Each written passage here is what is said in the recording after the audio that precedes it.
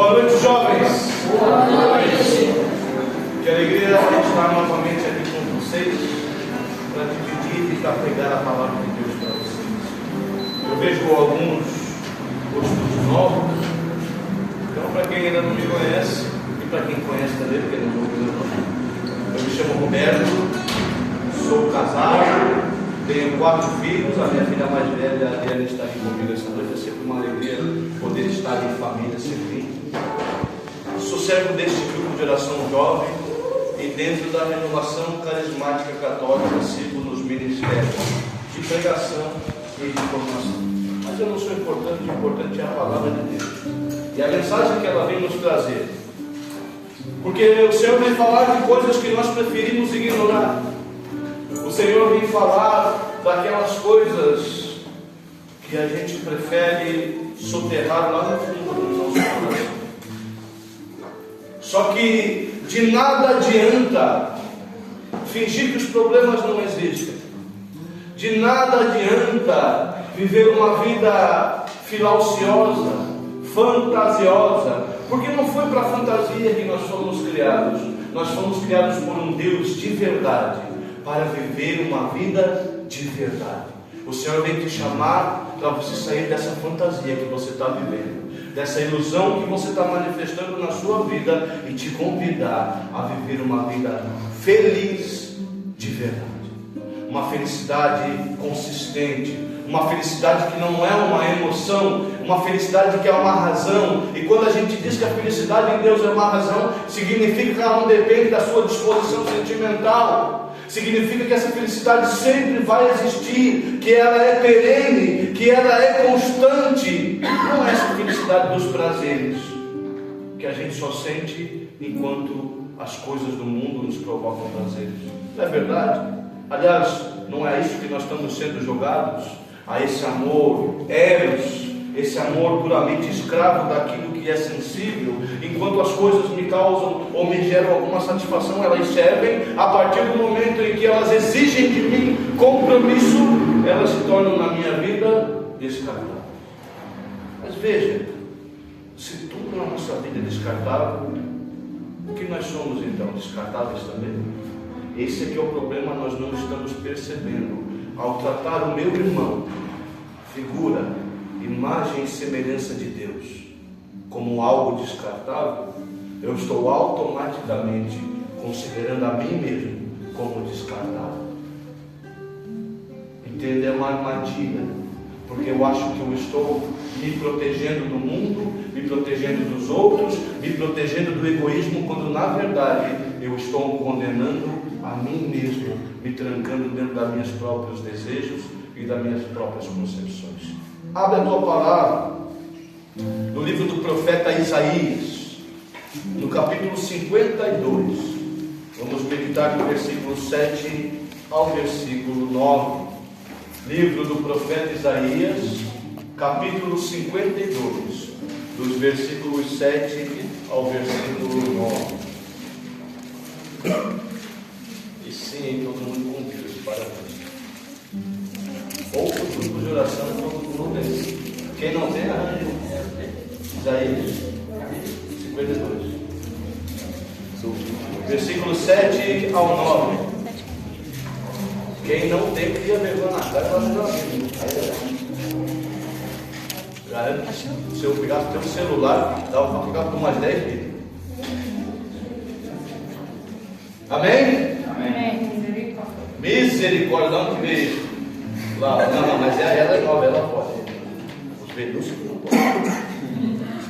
Vai dizer assim: como são belos sobre as montanhas os pés do mensageiro que anuncia a felicidade, que traz as boas novas e anuncia a libertação, que diz a Sião: teu Deus reina, ouve, tuas sentinelas elevam a voz, e todas juntas soltam alegres gritos, porque vem com seus próprios olhos o Senhor voltar a Sião.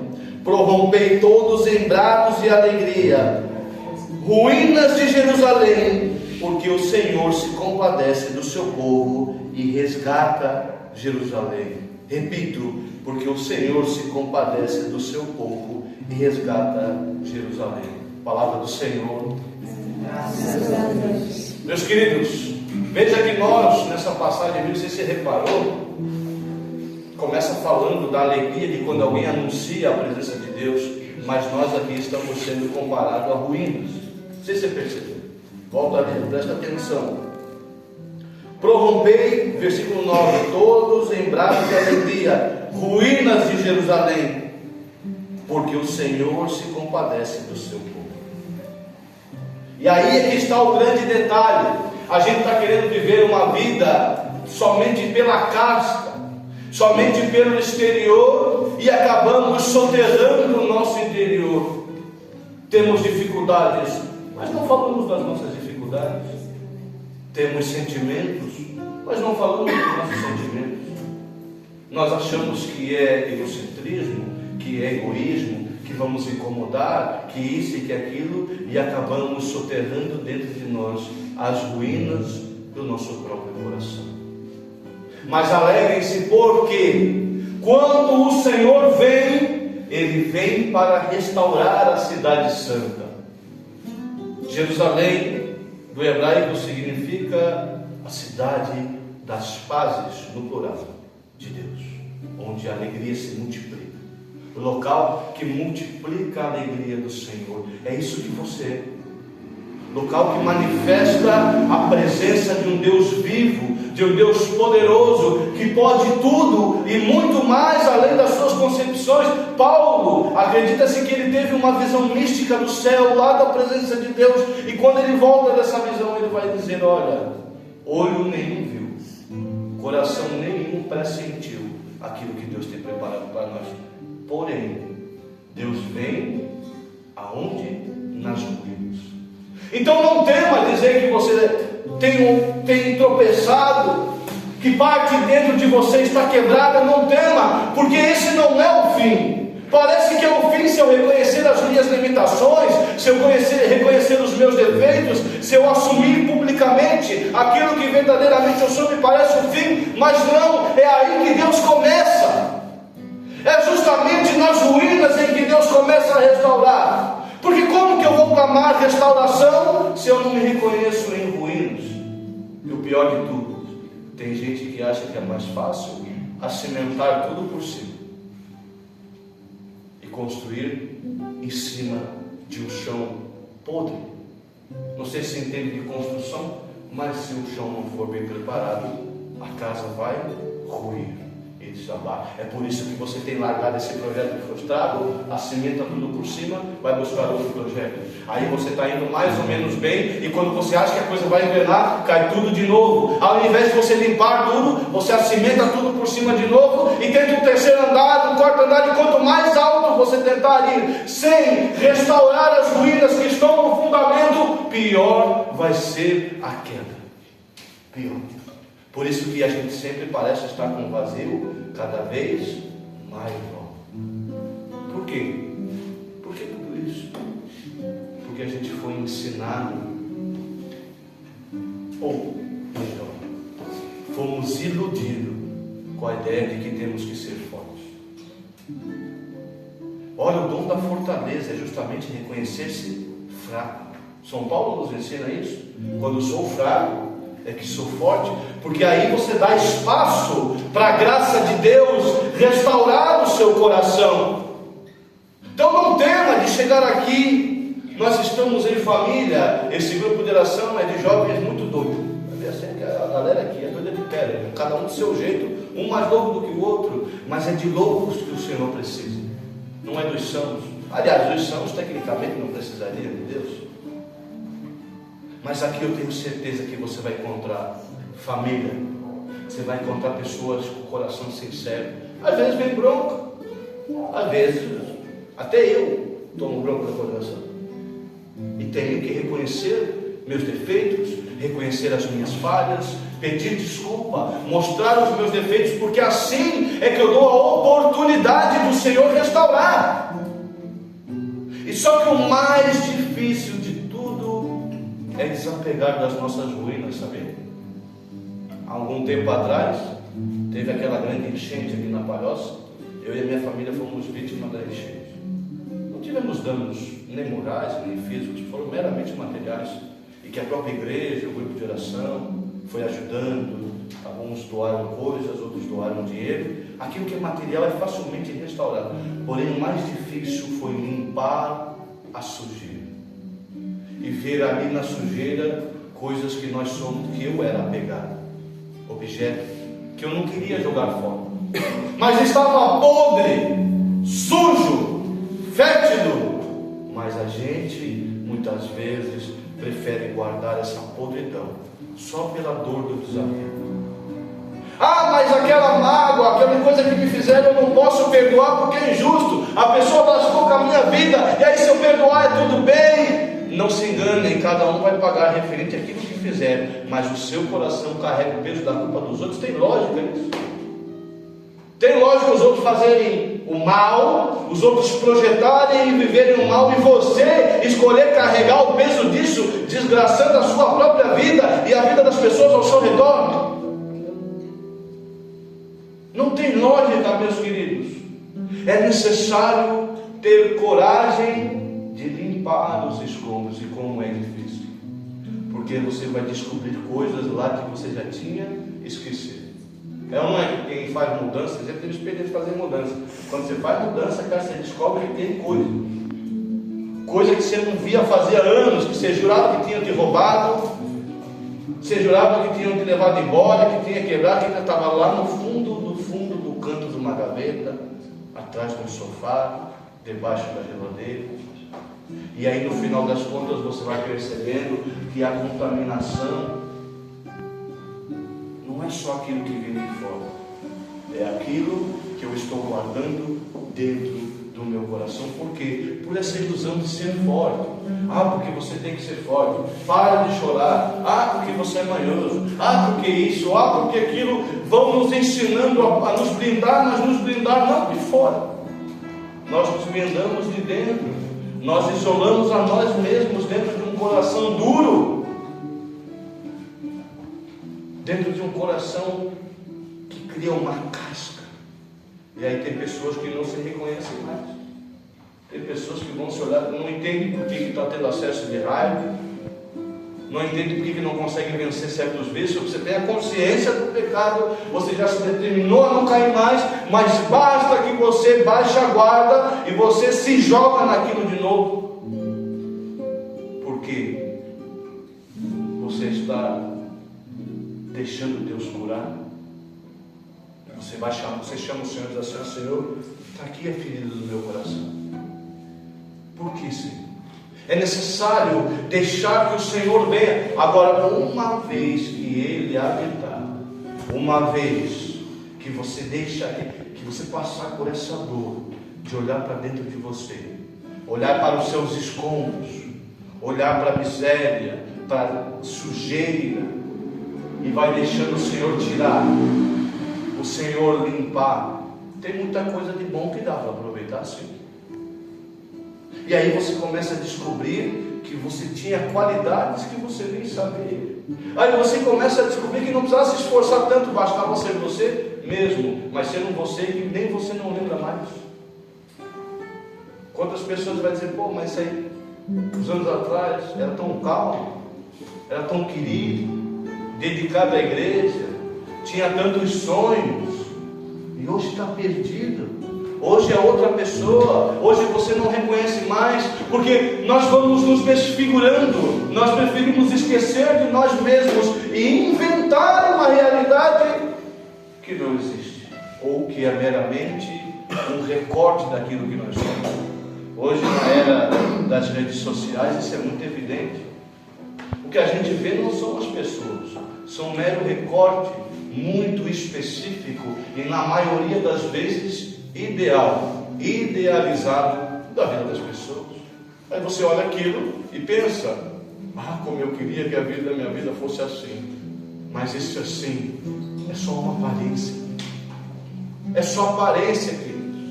Porque luta todos nós temos, dificuldades todos nós temos. A diferença é entre aqueles que encaram a realidade de verdade, com coragem, e aqueles que vivem preferindo ignorar a verdade.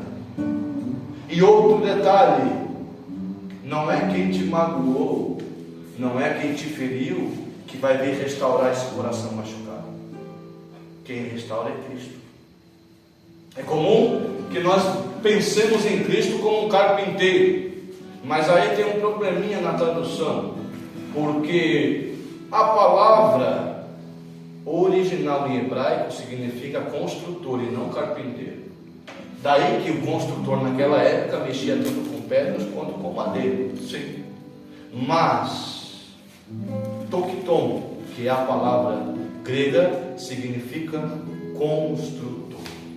E olha que interessante, porque é Jesus Cristo que vai vir restaurar, é Jesus Cristo que vai vir reconstruir. Então, se o teu pai te faltou por algum motivo, não é ele que vai voltar. Alguns, o pai já se foi como o meu, aí vai ninguém ressuscitar dos mortos só para mim acalmar o meu coração. Não vai acontecer. Se a mãe te faltou, não é ela que vai vir devolver, porque se ela já faltou, como é que ela vai devolver uma coisa que nem ela tem? Veja, isso é uma estratégia do mal para que a gente fique exigindo das pessoas coisas que elas não têm condição de fazer, coisas que elas não têm condição de dar. Mas a graça aqui dentro da Igreja Católica Apostólica Romana é que nós temos um construtor que morreu e que ressuscitou e que quer que nós ressuscitemos com Ele. Meditando aí na Páscoa, via Sacra, tem um momento que eu acho assim fabuloso, maravilhoso, de uma piedade muito grande. Tem um momento que Maria vem até Cristo. Imagina aquela mãe vendo o seu filho já sem face, cego de um olho, chagado dos pés à cabeça. Isaías mesmo vai dizer que não havia aparência humana nele já. Ele olha para Maria e diz: mãe, vê, eis que faço nova todas as coisas. Veja que lindo isso. Ele não está só consolando Maria, ele está consolando a humanidade inteira. Ele está reconstruindo, reestruturando. Você quer perceber uma outra sincronia interessante? O homem é criado no 6º dia da criação. Jesus, ele é chagado, ferido no 6º dia da semana. Ou seja, é como se Jesus pegasse toda a nossa carne decaída, pecadora, desmanchasse ela e reconstruísse de novo. Deus descansa no 7º dia, Jesus também descansa no 7º dia, na mansão dos mortos. E no 1º dia da semana, relembrando o 1º dia da criação, Ele é a luz que nos ilumina. Veja, a obra já está sendo feita, mas é necessário que a gente autorize a construtora entrar nesse terreno aqui e começar a limpar os escombros. E meu querido, vai doer. Isso aí vai sair lixo de tudo que é tipo, vai sair sujeira de tudo que é tipo, mas é necessário, porque uma vez que nós demos espaço para o Senhor, Ele começa a nos revelar quem nós somos. Aí lá onde faltou o carinho do Pai, vem Jesus e nos dá carinho. Lá onde faltou o carinho do irmão, da mãe, vem Jesus e repõe, e reconstrói as estruturas do nosso coração. Aí vamos libertando os outros que erraram conosco. Não esqueçam, cada homem, cada alma será julgada pelas suas próprias atitudes, mas nós vamos libertando a nós mesmos. E aí se faz nova criatura. Por quê? Seja aqui, não sei, aqui tem bastante gente nova, mas quem aqui já fez o exercíciozinho do feijão com algodão na escola? Então, eu sou tão velho assim, né?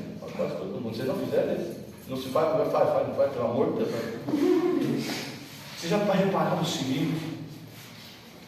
Que o feijão, quando ele brota, ele deixa de ser um feijãozinho? O que acontece? A casca rompe. E aquilo que ele se torna não é aquela baguinha preta com a pontinha branca ou marrom, enfim, dependendo da espécie de feijão. Ele se torna uma folhinha verde que vem nascendo de novo. É isso que acontece quando o Senhor vem e fecunda em nós essa nova criatura, esse amor, não se assuste, porque nem você vai se reconhecer mais. Você vai ver brotar de você coisas maravilhosas. Você vai ver brotar do seu coração uma nova criatura, como o próprio Cristo prometeu a Maria: eis que faço nova todas as coisas. Não é metade das coisas, não é um terço, não é 99,9%, é 100% renovado, transformado e restaurado, de forma que aí sim nós podemos começar a viver uma vida de santidade, uma vida nova, uma vida que deixa de parecer essa queda de braço medonha contra os desejos da carne, que parece que o tempo todo é tensão, o tempo todo é sofrimento, que a gente tem que ser um cavalo com cabeça, porque a gente não pode olhar, porque o mundo tanto oferece, sim, mas o nosso olhar parece caçar o pecado. Nós vamos sendo purificados, os pensamentos. A pessoa que tem a tendência a pensamentos obscuros, pensamentos depressivos, pensamentos de voto íntimo, de autocancelamento, pensamento de morte. Eu sei que tem aqui de nós jovens que já pensaram em tirar a própria vida assim. Isso vai sendo substituído por um desejo de vida, por uma esperança viva e eficaz. A pessoa cujos olhos vivem buscando o desejo da carne, no comer, no beber, no tocar, parece que a gente quer possuir e dominar tudo, e daí chega um ponto que possuir e dominar as coisas não basta, que parece que estocar as coisas, e a gente vai enfiando coisa, e vai trazendo coisa, e vai trazendo coisa, a gente percebe que a gente não se controla mais. Já parou para perceber que às vezes você não controla o seu olhar? Olha, nós não somos racionais, nós não somos dotados da liberdade, mas que liberdade é essa que você não controla o que você pensa, que você não controla para onde você olha, que você não controla os seus desejos, que você não controla nada? Você mais parece uma marionete na mão do demônio. Isso tudo vem de ignorar quem nós realmente somos e aquilo que nós necessitamos. Querido, você é a Jerusalém, a morada, a cidade santa. Lá no Gênesis é dito que nós fomos criados à imagem e semelhança. Essa era a reina do povo antigo, com aquele monte de imagem esquisita de deuses, metade homem, metade animal. A ideia era: por que você vai criar uma imagem que não existe, se o próprio Deus criou uma imagem perfeita dele, para que se você olhasse, você contemplasse a presença de Deus? Até Jesus Cristo dá como que uma bronca nos discípulos: mas então mostra-nos o Pai. Mas como mostra-nos o Pai? Quem vê a mim vê o Pai, porque o Pai está em mim e eu estou no Pai. Para que nós vamos procurar nas coisas, nos desejos, a imagem de um Deus que está sendo manifestado primeiro em você e depois na pessoa que está ao seu lado? Aí você vai perceber que o que se precisa não é dinheiro, não são as coisas. O que você precisa é de um abraço. É verdade? Sabe, durante a minha caminhada eu tive a oportunidade de estar com pessoas, eu mesmo tendo perdido pessoas muito queridas. Algumas eu não pude estar perto quando se foram, e algumas me fazem extremamente falta. Me amaram quando eu não percebia que eu era amado. E tudo que a gente quer era poder olhar de novo no olho da pessoa, era poder dar um abraço. Aí você vai percebendo que o que faz falta é a presença, não as coisas, é a presença. Por isso é tão gostoso estar aqui. Não sei se você já reparou que a reunião de oração aqui no grupo é algo totalmente diferente de tudo que a gente vive. Por quê? Porque aqui não há nada mais do que a presença. Presença real, presença sincera. Porque quando a gente dança parecendo um monte de mico, ninguém está falando aquilo ali para se achar. A gente está manifestando a nossa vontade, a nossa alegria, que é real e que é sincera.